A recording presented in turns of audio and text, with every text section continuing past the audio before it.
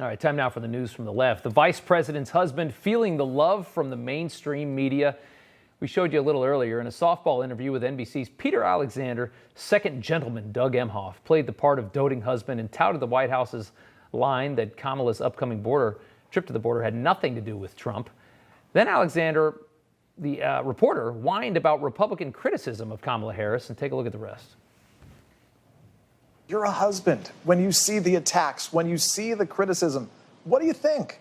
Look, you're a husband too, Peter. No one wants to see anyone they love attacked or criticized, but like that's part of what she signed up for in this life of public service. It's part of the territory, and for her, like if you could see what I see behind the scenes, she's just focused on the work, working hard, and getting it done for the American people. The NBC reporter then suggested the criticism may be motivated by sexism or race, or maybe, politics. Emhoff cruised through the interview. Imagine that interview if Mike Pence's wife was in the hot seat. So funny. Next up, trouble for conservative satire site The Babylon Bee, which makes me giggle a couple times a day. MailChimp, an email marketing company, suspended its account with the popular site, saying it had violated the service's standard terms of use and acceptable use policy. Babylon Bee CEO Seth Dillon alerted Bee fans to MailChimp's decision on Twitter, saying, "I'd email everyone to let them know MailChimp just suspended our account, but MailChimp just suspended our account." He's even funny under fire. Shortly after Dillon's post, MailChimp actually reinstated the company's account, but it was too late. Dillon responded by saying they're moving to another service. MailChimp ends up being the big loser. It's not the first time, though, the website has faced censorship or criticism from social media and marketing platforms. Last summer, Twitter briefly suspended the account for violating their terms of service. And in October, Facebook demonetized the Babylon Bee's page for running an article with a Monty Python-themed joke about Hawaii Democrat Mazie Hirono, which Facebook said incited violence. They only care when it goes against Democrats. We all know that. Next up, as you know, President Joe Biden and a bipartisan group of lawmakers announced this deal on infrastructure this afternoon. They made the announcement from the White House press stakeout area. This is what most people saw if they watched it live on TV. However, you might not have noticed that Vice President Kamala Harris is lurking in the background. Let's see if you can see it here. Do we have it? Ooh, there it is, right behind Mitt Romney. Lurking, conspiring. What's she thinking?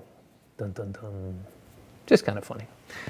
Next up, the media's love fest towards the Biden administration, of course, knows no bounds. Earlier today, MSNBC's Nicole Wallace, who pretends that she's been a Republican at some point in her life, interviewed White House Press Secretary Jen Psaki during her show Deadline. Wallace, who served as White House Communications Director under President George W. Bush, inquired as to how Psaki thinks her job is going and proceeded to gush over her the entire time. Take a listen. How do you feel like it's going? And, you get such high marks from the vast majority of the people in that room.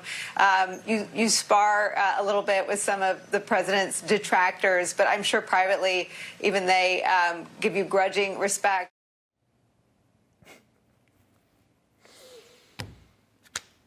What are you going to say? Everything you're thinking, I'm thinking too. We're in sync. You know that.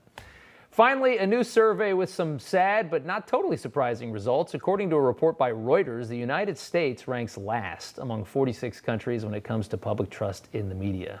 That's not good. The survey conducted in January and February, approximately 92,000 respondents found that only 29% of those in the U.S. said they could trust news most of the time.